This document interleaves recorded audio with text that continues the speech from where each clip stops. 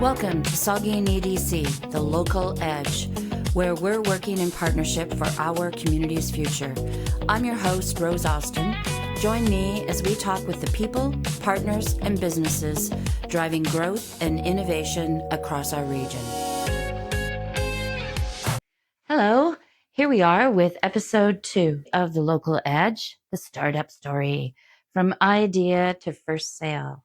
And I have with me today Irene Dixon, who is the owner-operator of Kids Play, located in Hanover. Welcome, Irene. Thank you for having me. Yes, thank you for being here. So we wanted to talk to you about starting up a business as you did and having it grow and become as successful as it has. Just going through the different, from the ideological concept right through to now and how things are going.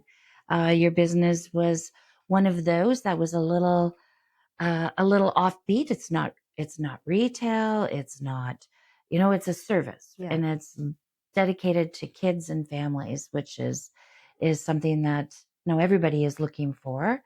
So maybe you can tell us a little bit about what Kids Play is, and then I'll go into just asking you some questions about how you went through getting to where you are. Sure. Well, Kids Play Indoor Play Center is an indoor playground and party center located in the Business Park of Hanover. And it was really born out of necessity since my partner and we became parents. And so I am born and raised from Toronto and moved and relocated up here because I just love the country area and the country lifestyle. I always felt like a bit of an outsider in the city, even though I lived there my entire life, and really put down roots here. And when we became parents, everything completely shifted as far as priorities go. When you become a parent, everything becomes about your kids. And what you felt was important before kind of took a back seat.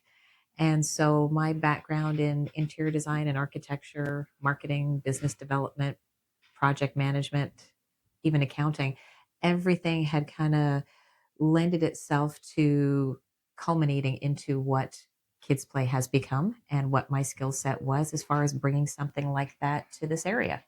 So not identifying that we didn't have much by way of resources for indoor play. That's what my kids wanted to do every weekend when they became of age to enjoy that type of space. It became a bit of a daunting task, a full day endeavor of having to drive down to denser precincts, bigger cities, to go to places like Fun Villa and Sky Zone and all these other bigger indoor playgrounds, and thought that we could really use something like that up in our area. So I just did a lot of research, did a lot of recon. Every weekend was, let's go to another indoor playground. So my kids love the research process. Oh, I bet. Yeah. And that's really where the idea was born, just taking in as much information as possible when we went to these places, looking around and seeing what worked, what didn't work. Is this something that I could pull off, something that we could really use up here? And, then there's Kids Play. Right. Yeah. Great. Well, we're glad you're here too. So when you were going through all of this and you were thinking about doing this and you were doing your research, did you think at that time, oh, is this a smart decision, or is this a bit of a gamble for me?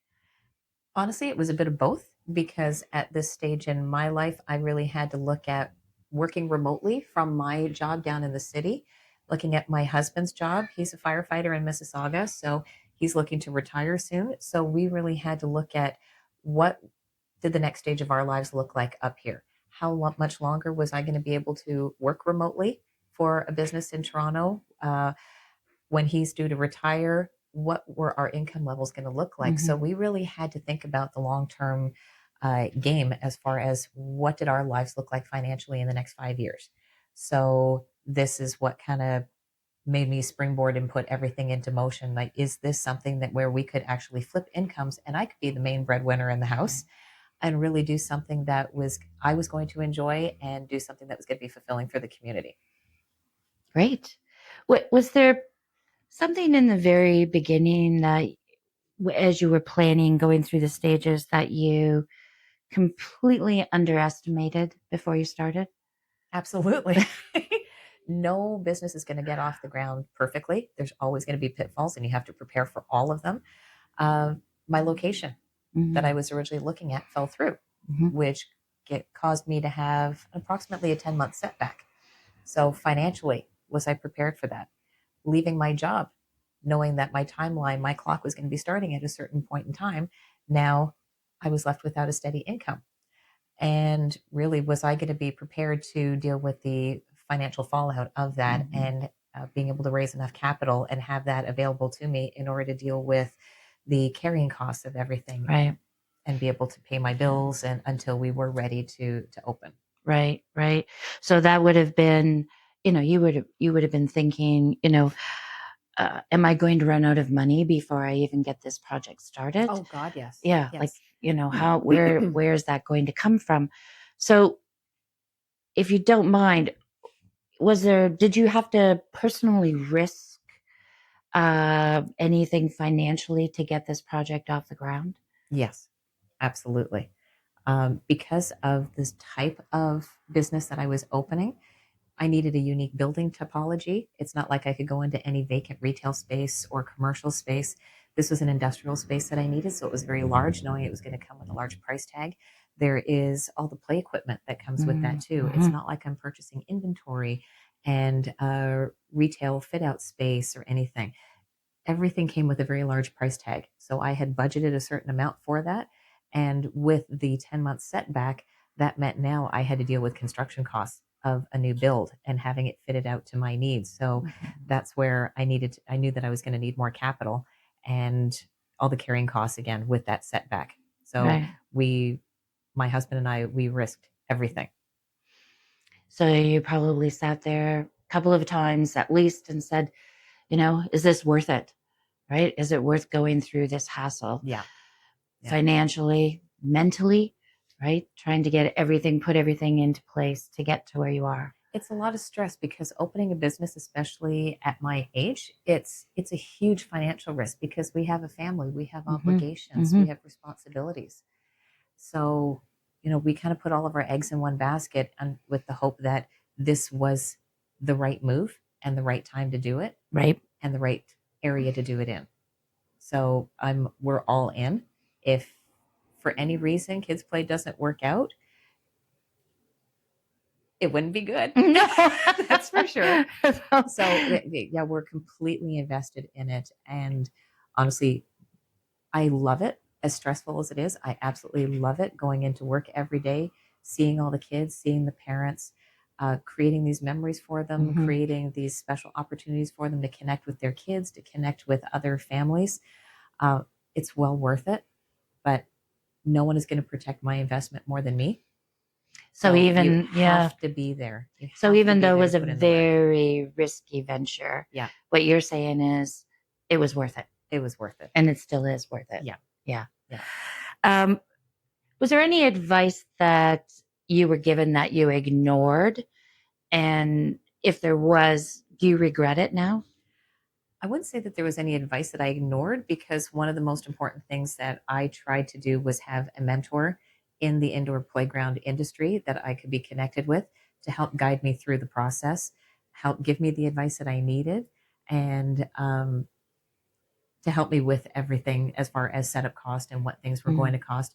But the one thing that I did not factor in was they had investors, they had a Mm. different um, company makeup than me.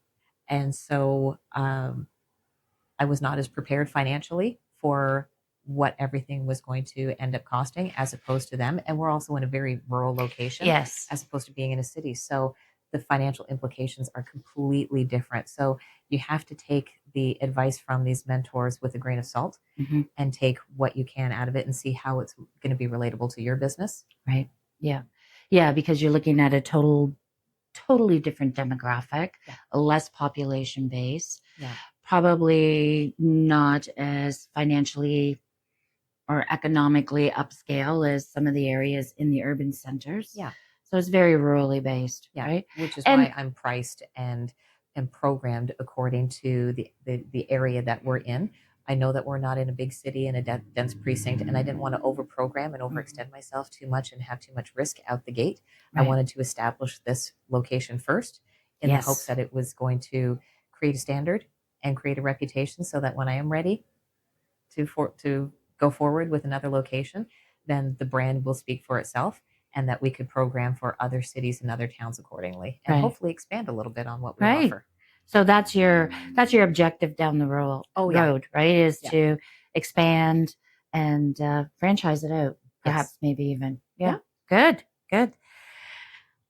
So with your expertise, if you were to be talking to a group of entrepreneurs, what is something that they should be talking about right from the very beginning that you feel not enough first time entrepreneurs talk about?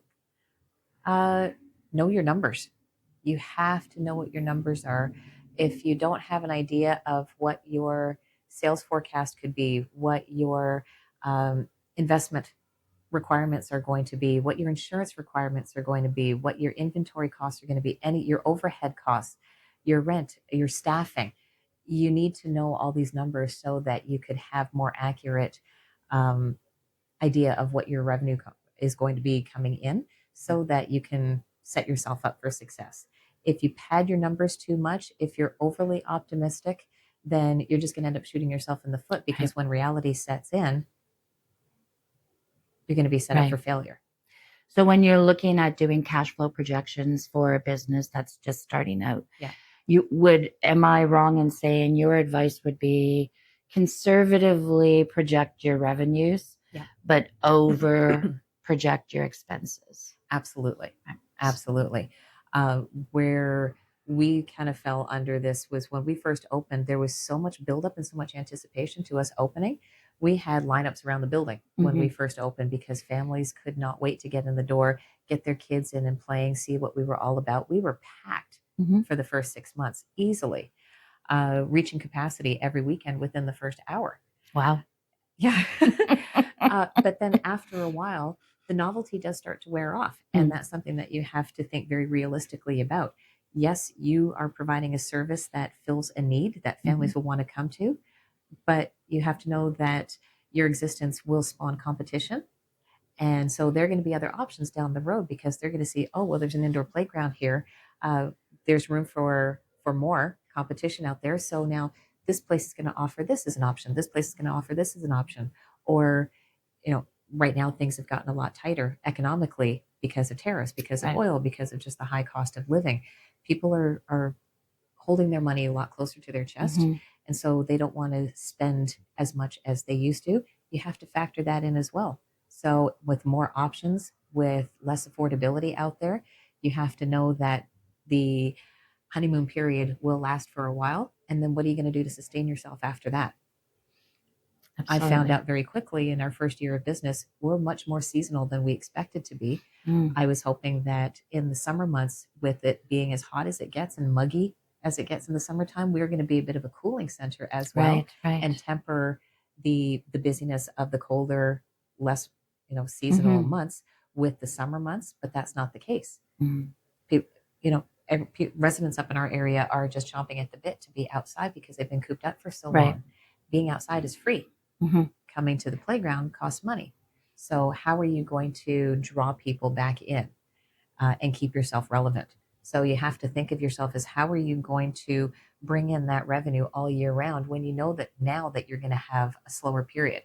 Right. Well, you need to pivot and plan accordingly with camps and with special events and try to temper your revenue all across all year long and maybe focus on the slower months as being Mm. your mainstay.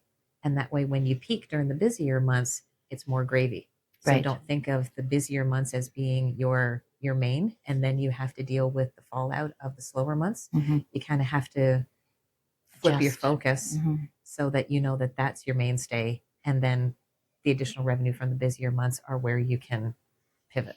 So always look at your numbers, always go back, Yeah. you know, go back, look at them, understand what they mean Yeah. and how you can not so much manipulate them, but make your revenues higher and your expenditures lower And your business plan is always evolving as well. As you said, you have to think about perhaps there's going to be competition, Mhm. the seasonality of your business, as you were not expecting that in the first place. Yeah, So now you have to go back and revisit your business plan and perhaps maybe change it up a bit. But it's a living document. It's it's always very evolving. organic. Yeah, Yeah. I would say that from my initial version of my business plan that I created, I think it was 3 years ago, would be completely evolved, and the numbers would be completely different now Right. after having a year under our belts because we're constantly changing. Hmm. People's spending habits, they're going to constantly evolve with what the economic climate is around the world. Everything costs more, so you're going to be smarter about where you spend your money. So we have to think of that in a way of how we're going to continue to draw people in, have it be economically viable for them, Hmm. because really having people walk through our door, it's more important than to try to get them to come in and have it be more affordable for them, rather than try to stay firm to what our prices are. No, this is Oh, what it's going to be. If they don't show up, they don't show up. right. If you don't have a customer base coming through, you're not going to survive. So you Hmm. have to evolve with it. Right. Yeah. So, when you're talking to entrepreneurs and you're talking to me today and you're always your business plan is changing, it's evolving. You have to pivot, you have to know your numbers. In your opinion, who should not start a business? Someone that is not wholeheartedly invested in the idea. You have to have a lot of passion and a lot of belief and be able to sell that belief, because you will be called out on it for Mm, sure. There were so many ideas that I was trying to throw at the wall and see what would stick. But if you can't sell the idea and sell the concept, no one's going to believe you. There's a mhm, certain amount of authenticity that you have to have, being a business owner. You can't just go out there and sell stuff for the sake of selling it. One of the things that I firmly believe in with our concept is that uh, we wanted there to be strictly socializing and playtime. mm, I didn't want to have the arcade games. I didn't want to have the vending machines. It was very important for me to be, I am my own customer. As a parent, I'm the one that's making the financial decisions when it comes to where am I going to take my kids and how am I going to spend my money. So the parent experience was so important for me when I was building this brand and building this concept, that I can't sell it to somebody else if I don't believe in it mhm, myself. So going to these other playgrounds and doing the research and the recon, I didn't like the price surging on weekends where it costs more when I have time with my kids, because I know that I can't afford it, other people can't afford it. right. You're walking through a gauntlet of arcade games in order to get to the play structure. You'd be hard pressed to even get past that arcade. And before Hmm. you know it, you spent another $40 that you didn't budget. Or more. The balloon pricing of all the junk food that's there. Yes, You're sitting in the yes. dining space and you're surrounded by all these little vending machines. Everything costs $2. Hmm. And then you have to think about the gas and the time that it takes to go to and from all these other playgrounds. I wanted to take all that right out of the equation so that it was a more pleasurable experience for the Hmm. parents as much as the kids, where they're just socializing and playing together Right. and connecting with one another. Down the road, when I want to open another location, if it is in a larger area and I have the opportunity to do such a thing, I don't mind expanding on that idea and catering to older kids and maybe having an arcade area in a separate contained space. But right now, I wanted to be true to what it was that I believed in, which was just getting kids back to playing and having parents enjoy the experience as well and have it not cost them a fortune. Right. Yeah. Good. Good. If you had to start everything over tomorrow, if you had to start right from scratch tomorrow, what would you do differently? Oh my God. Um,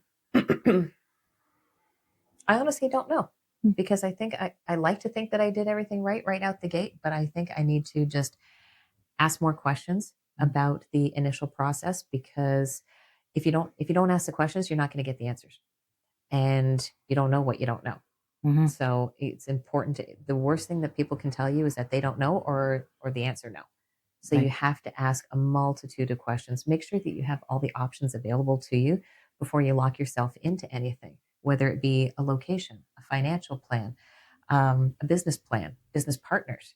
Mm, You need to good have all point. the information in order to make informed decisions. Hmm. Yeah. Was there one mistake that you made in the beginning that actually helped you succeed? Yes, Mm. very much so. My initial location. Ah, So I didn't ask all the questions. I didn't realize exactly what it was that I was getting into, and that cost me dearly. mm, So I had to pivot very quickly, get out of the initial lease deal. But then that left me with a huge financial setback and absolutely no prospects on a new building location because of my unique business that I was setting yes, up. yes. You can't just find another warehouse space in a small town, in smaller communities. And so without me being able to reach out to the actual township, Mm-hmm, to April Marshall, the mm-hmm. economic development manager for the town of Hanover. She was instrumental in helping me make connections, introducing me to people, helping me with financial aid, introducing me to you. None of Kids Play would have existed without the resources of April and without the township. Oh, that's wonderful. So they were there with you right from the very beginning. Right from day one. That's Right from wonderful. day Yeah. one. If you were having a discussion with some young women or young men that were sitting on an idea about starting a business, what would you say to them? um, I'm actually not sure. No. No, because it depends on the idea. Mm-hmm. Like, how long have you dreamt about it? Have you done your research as far as competition, viability, location? What's your platform? Is it a product? Is it a service? Is it ask questions and do research? The I found that the researching process was the most fun part because So did your kids. yeah, but it provided me with so much knowledge and so much insight that I didn't have before. I've never operated an indoor playground before, Hmm. never. Right. But I'm a parent, so I'm the ultimate end user. So it gave me unique insight into what it was that I was looking for from a customer perspective. And having worked in architecture and interior design and marketing and business development, it Hmm. gave me unique insight into the design concept and what it is that I liked as far as aesthetics go Right. and safety and just total having a total vision and a total concept behind what it was that I wanted to bring to life. So you don't want to come to starting a business piecemeal. You want it to be a whole encompassing concept, and that's something that's really going to read through. So you need to know what you're. I'm not even sure where to go from here. If they Please edit. had, if they had that information, Yeah. if they had done some, maybe not all, but if they had looked at the numbers, Mhm. had researched the demographics of the type of business they wanted to start it, if they knew what was already out there, knew their competition, knew what their objectives were, but they were just afraid to start, what would be your advice? You got to take the leap. Mm. You have to take the leap. You have to believe in what it is that you're doing. Um, And I would say that no matter where you are at in your in stage in your life, what your age is, you could be 22, you could be 52. Mhm. Whatever your dream is that you plan on doing, that's probably not going to be the only dream that you have. I always Mhm. thought that I was going to be in interior design. I love interior design until I became a parent. But then I could take that love and channel it into something else and create the concept and the design that I did for Kids Play. So don't be afraid to follow your dream and start your business, start your journey, create something, find something within the market that is kind of missing something, and see what you can do to try to fill that void and create Mhm. something that could be something great. But then when you find that your passion might kind of go away with that, who's to say that you can't go on another journey Absolutely. and find something else that kind of fuels your passion? Find your Absolutely. spark. Yeah. And if I may, surround yourself with people like good business partners, good people who've gone through business, people who can give you advice, good financial Mhm. advisors, a good financial backer, so to speak. Surround yourself with those people as well is probably something any entrepreneur should do at Oh whatever yeah. stage they're at, Yeah. right? So, all in all, you have had quite the journey. You had some setbacks in the beginning, but you overcame them. You have a wonderful business going right now with a beautiful location. A lot of people, and I would think most people, are aware of what Kids Play is, where it is. Hopefully, our podcast will assist those that don't know where Kids Play is. But can you give us just a little bit more about Kids Play and what Kids Play Yeah. does? Well, like I said, we are an indoor playground and party center. We are 7,000 square feet of just pure play. We don't have any of the distractions of arcade games or anything like that. We want to get kids connecting with other kids, parents connecting with their kids, remembering what it was like to play as a child. We have different areas of programming available, which includes our Little Big Town, which is our pretend role play neighborhood, which is great because not all kids play the same. There are kids that prefer to play more creatively and imaginatively. Then you have ones that they're creative in other ways, like that they like to build. They like to climb and be adventurous. And so we have our 1,200 square foot 3 level climber with really fast slides and tunnels and obstacle courses and whatnot in there. We have a 2 level toddler zone, which is geared towards 3 and unders, which is great for having something for moms with little ones that are kind of learning their motor skills. With a balloon blowing area in the top, which is fantastic for hand eye coordination, a safe little contained space for them. We have sensory spaces set up for kids that might need stimulation on a Mhm. different level. We find that after speaking to so many parents, that there are a lot of playgrounds that their kids can't go to because they Mm. have special needs. So we want to be that safe space where they can bring their kids to play, whether they be neurodivergent or have certain auditory sensitivities, or if they are on the spectrum, if they have physical disabilities. Right, We find that so many parents come to us afterwards and say that they cannot believe how much fun their kids had because they had an opportunity to just be kids and right. to just play and not feel different from anybody else. Mhm. And that is the kind of thing that warms my heart when I hear it, because that makes all the sweat and all the late nights and all the stress and everything worthwhile, because that's what Kids Play is about. It's about everybody getting back to connecting with their inner child and being able to play and not feel different. Right. So it was all worth it. Oh God, was it ever worth it? Was That's it ever good. worth it? That's good. Yeah, And the journey continues. it does. It Journey does. continues. Yeah. Yes. Any last comments you would give to any up and coming entrepreneurs, or, those that are maybe currently in business but struggling a little? Yeah. I would say, as far as looking to open a new business and that undertaking, there is no amount of advice that anyone can give you as far as how much sweat equity it's going to take for you to get it off the ground. Like I mentioned earlier, no one is going to protect your investment more than you. It's your money, it's your future. Um, but it takes so much time away from everything that you love most. I've actually built Kids Play as it's a love letter to my kids. I'm a mom of 2 little boys, and they love the idea of Kids Play. They love coming there, but it's taken so much time away from my spouse and my kids because I have to be there in order to ensure that it's running to my standard Right. all the time. Hmm. And so, anytime that you're opening a new business, it takes so much time. Be prepared for that. It's a financial investment, but it's a time investment too. So, you need a very good support system behind you in order to help get it off the ground. Yeah.